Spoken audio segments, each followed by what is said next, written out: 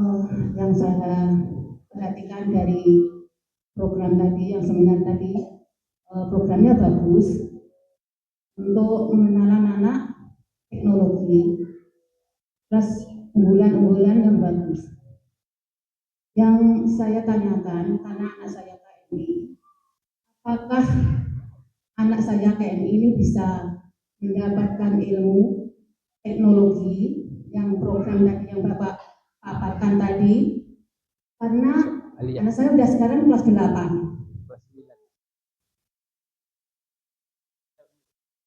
Boleh?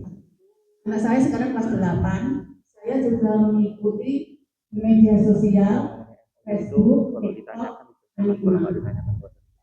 Selama ini yang saya perhatikan yang di media sosial itu anak gusto.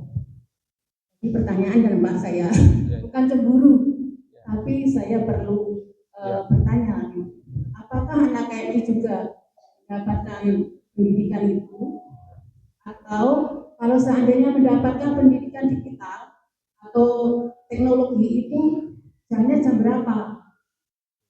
Nah, saya juga belum tahu kan perkembangannya. Saya juga anak saya maunya saya tidak cerdas tidak, tapi juga mengerti ilmu akademis, ilmu agama, ilmu teknologi meskipun tidak semuanya dirangkul bersama. Anak kan memiliki kelebihan dan kekurangan masing-masing. Mungkin di antara itu anak saya bisa nanti di akhirnya.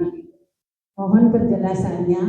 Kalau masalah 150 saya setuju. Karena ya anak perlu gizi, perlu makan sehat, supaya ya anak selama berapa jam itu kan otaknya dipakai terus untuk belajar di pondok itu memang Masya Allah jamnya itu nggak ada istilahnya jam anggur. Jadi saya setuju dengan naikkan 150, saya setuju. Yang pertanyaan tadi dari saya berpikir dari tadi bagus penyampaian apa program ini bagus, saya setuju. Cuma saya bertanya dalam hati saya dari tadi, apakah anak TNI juga menikmati itu, mendapatkan pendidikan itu? Belajar insya Allah. Terima kasih. Assalamualaikum warahmatullahi wabarakatuh. Pada saat ini Kominfo punya premis Komunitas Pendidikan 2 minggu yang lalu dan mereka sedang menghubungi saya. Kita juga sedang berbicara. 2 minggu yang lalu saya langsung bicara dengan Pak Kadis, Kepala Dinas Pendidikan di kantor dinas dengan Pak Kadis. Kita dalam kesepakatan untuk peningkatan sinergi kerjasama dengan status SMP dari 44 dan basis pesantren. Kesimpulannya adalah dinas pendidikan kemudian saya sangat bersyukur adanya perbaikan ini. Dan dia menyatakan mendukung program-program ini. Pertanyaan itu tadi, bagaimana dengan anak-anak yang ada di KLB? Apakah itu bisa dinikmati begitu? Pada dasarnya, sekolah ini memiliki dua arah yang sama tapi berbeda. Ada kesamaan, namun terlalu banyak perbedaan. Kalau kurikulum di SMP itu mengacu kepada dinas pendidikan. Namun ada mata pelajaran pondok yang dimasukkan di sana, yaitu mata pelajaran fikih dan bahasa Arab, dan tenaga pengajarnya dari kita. Dan memang standarisasi peningkatan kompetensi di SMP di sana masih memiliki pemerintah dan belum seperti yang kita lakukan. Yang kita lakukan memang itu seperti yang disampaikan oleh pengawas karena belum ada sekolah di negeri yang melakukan kegiatan seperti melakukan kegiatan itu. Jadi secara keseluruhan sistem tidak bisa mengikuti program seperti yang diikuti oleh siswa yang ada di Busto dan yang ada di Alia. Yang mereka ikuti adalah sorenya. Tapi atas dasar masukan ini tentu pertimbangan kepada Dr. Herman nantinya bagaimana merumuskan agar anak-anak KMI itu juga mendapatkan wawasan yang seperti itu. Ya saya percaya yang Ibu sampaikan itu sangat penting dan saya juga belum berpikir begini. Inilah pentingnya kita bermusyawarah luar biasa. Jadi untuk saat ini jawaban yang bisa kami berikan adalah kurikulum di sekolah An-Hikmah dengan SMP itu dua hal yang berbeda, sehingga belum bisa disamakan termasuk tenaga pengajarnya, termasuk tenaga pelatih guru. Namun kami terus melibatkan guru-guru yang ada untuk dikerahkan dan ini akan menjadi masukan bagi kami untuk meluruskan ulang bagaimana anak-anak yang ada di PAUD ini bisa terakomodasi. Tapi kami harus melakukan resistenisasi lagi terkait dengan model kerjasama antara SMP Negeri 44 dengan pondok. Karena itu perlu saya pribadi punya prinsip dalam hal ini. Artinya jika mau lebih bagus, ya harus sama-sama. Begitu ya, jawaban yang bisa saya. Oh, kalau masih ada lagi. Ya, ini dia. Lalu wajah saya yang paling kelihatan lelah. Ya, silahkan. Ini dulu ya, Ibu. Ini Ibu, uji.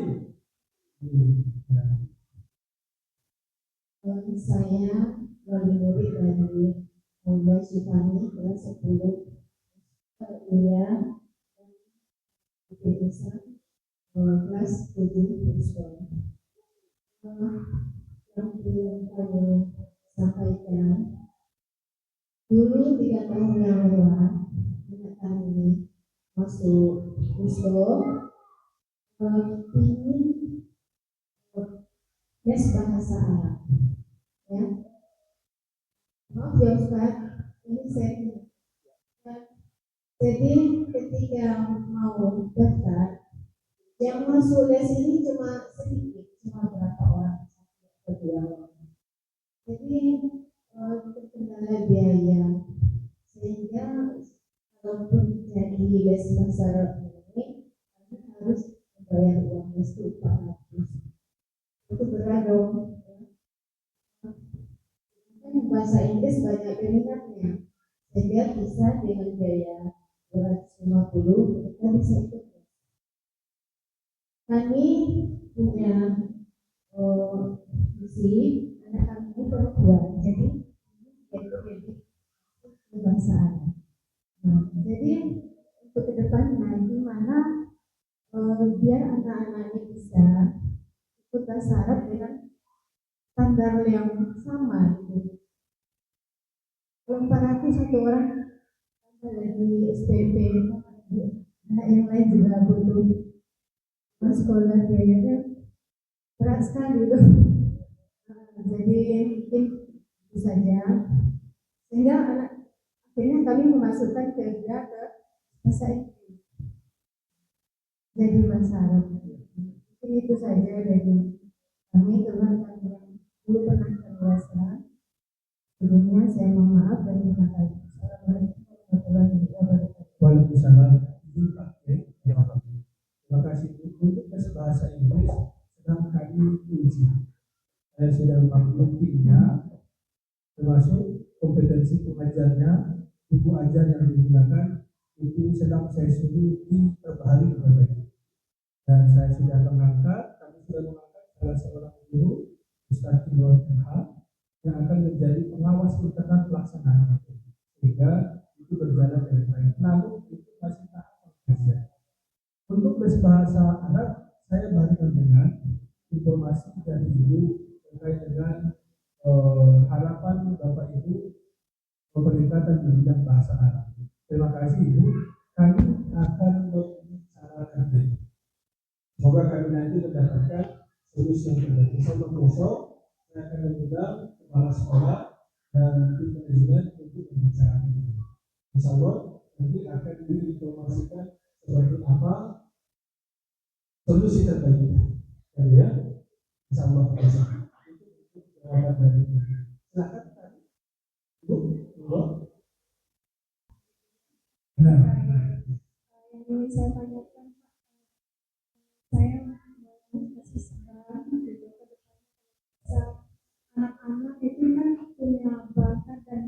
masing-masing gitu, porsinya kan beda-beda ya, ada yang terangkat, ada yang biasa aja kurang gitu. Jadi saya minta ke depan itu bagi anak-anak yang itu jangan beda-beda kan, setiap hari itu dapat menikmati program yang disajikan lebih dahulu.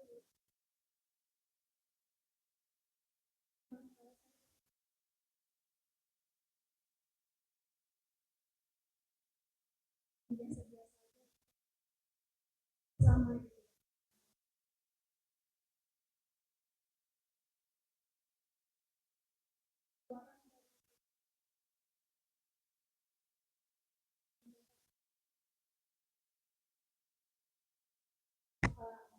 Kemudian anak-anak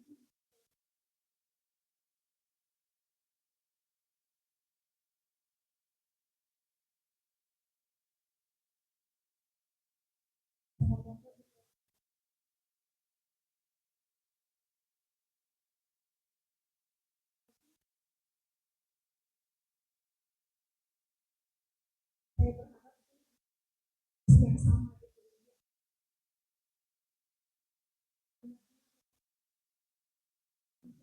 Di bawah itu digunakan Baik, terima kasih Mas Ustaz Agus. Senin jam 1 undang seribu guru rapat. Sebagai tidak lanjut apa yang Ibu berikan masukannya. Maka kami akan satu atas masukan Ibu, terima kasih kepada ini masukan yang sangat berharga. Kami selaku direktur pendidikan bukan hanya di pondok, tapi di Udrika ini juga saya sebagai kepala program studi S2 ini. Jadi sepenggal informasi itu pasti saya tangkap untuk perbaikan. Maka masukan Ibu ini sangat bermanfaat. Maka besok jam 1 saya akan mengundang seluruh guru untuk penguatan pemahaman terhadap refigurasi guru sebagai guru yang adil. Ya, maka kami akan melakukan klasifikasi siswa berdasarkan bakat. Selanjutnya kami akan mengumumkan kepada Bapak Ibu orang tua anaknya mengikuti ekstra apa. Intinya Bapak Ibu nggak apa-apa ya, itu anak-anak, jangan merasa terganggu. Tugasnya anak-anak sudah dulu. Bapak Ibu ya, nggak usah merasa bersalah, itu biasa.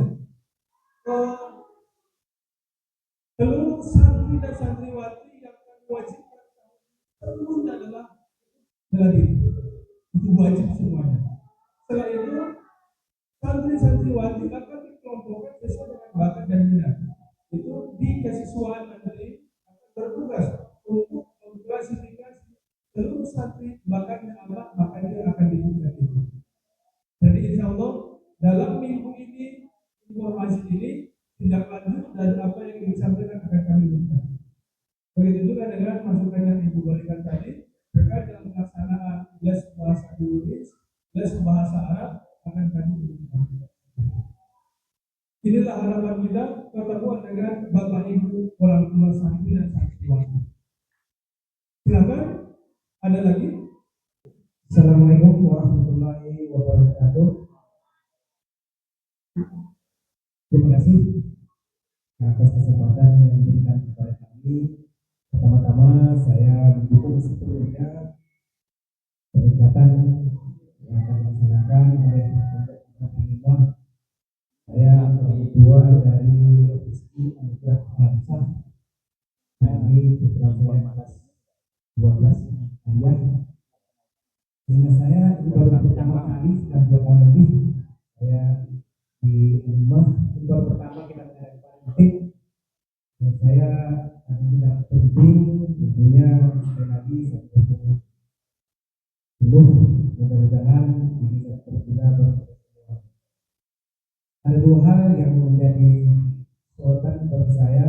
Yang pertama yaitu terkait dengan rencana peningkatan layanan mutu dan gizi.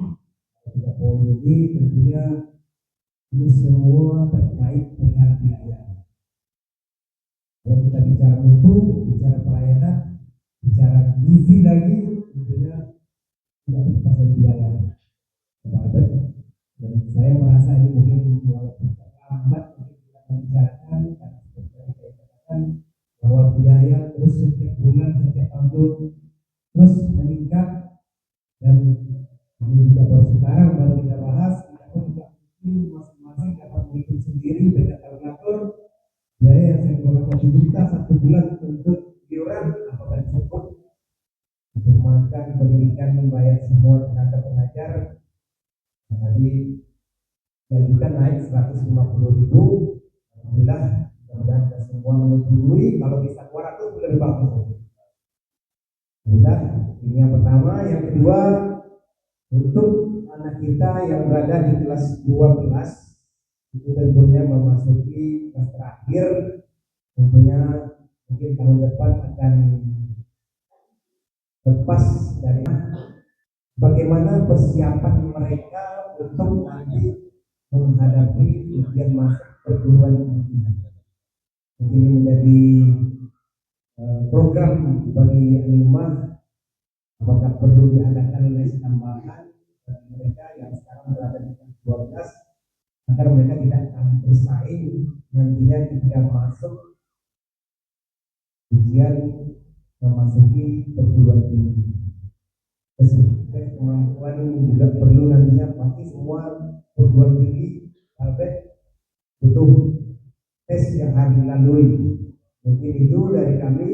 Terima kasih. Mohon penjelasannya. Assalamualaikum warahmatullahi wabarakatuh. Waalaikumsalam warahmatullahi wabarakatuh. Ini yang terakhir ya. Nanti boleh saya jawab setelah materi intinya Bapak Ibu ya. Terkait yang Bapak sampaikan tadi, alhamdulillah terima kasih. Dan berikutnya Bapak, hubungan Bapak Ibu adalah fondasi semangat kami. Jika Bapak Ibu menunjukkan hubungan kepada kami tidak akan diminta untuk membawa perubahan. Insyaallah, semoga parenting ini minimal sekali 3 bulan kita laksanakan.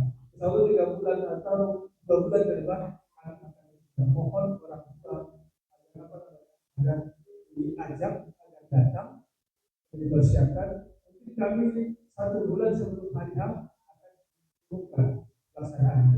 Karena Bapak Ibu pasti banyak manfaat mendapatkan. Kita komunikasi. Dan nanti pertemuan berikutnya kami akan menyampaikan hasil evaluasi kami dari semua program ini Bapak Ibu. Bahkan nilai guru-guru kami, kompetensi guru kami nanti sangat berbeda. Kita kami tunjukkan nanti nilai siswa, efektivitas dan sebagainya.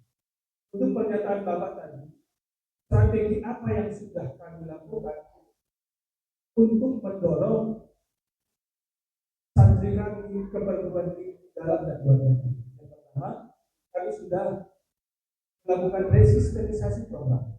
Yang dulunya ada namanya pengabdian Bapak, setahun setelah tamat itu sudah kami ganti pengabdian dilakukan ketika waktu libur. Itulah makanya anak-anak harus ngajar di rumahnya Bapak Ibu. Tapi jika di pondok itu kami bertanya dulu bagaimana cara ngajar, termasuk dokter ngajari santri bagaimana cara ngajar. Itu satu Bapak Ibu. Jadi kami tidak melakukan lagi pengabdian setahun setelah tamat. Tapi tanpa pengabdian karena ada yang mau langsung dapat. Itu program pertama. Yang kedua, kami melakukan persiapan reakreditasi lembaga. Kami berkomitmen agar dapat akreditasi. Setelah kami lakukan simulasi, kami analisis struktural dan relevannya, kelemahannya dalam guru harus disatu.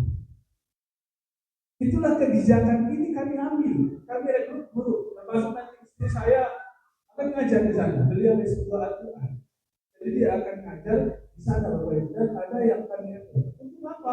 Agar akreditasi ini dapat A. Kalau sudah dapat akreditasi A, maka mereka akan mudah mengikuti berbagai jenis jalur masuk ke perguruan tinggi. Jadi itu Pak sudah kami siapkan. Kalau masalah persiapan tes dan sebagainya,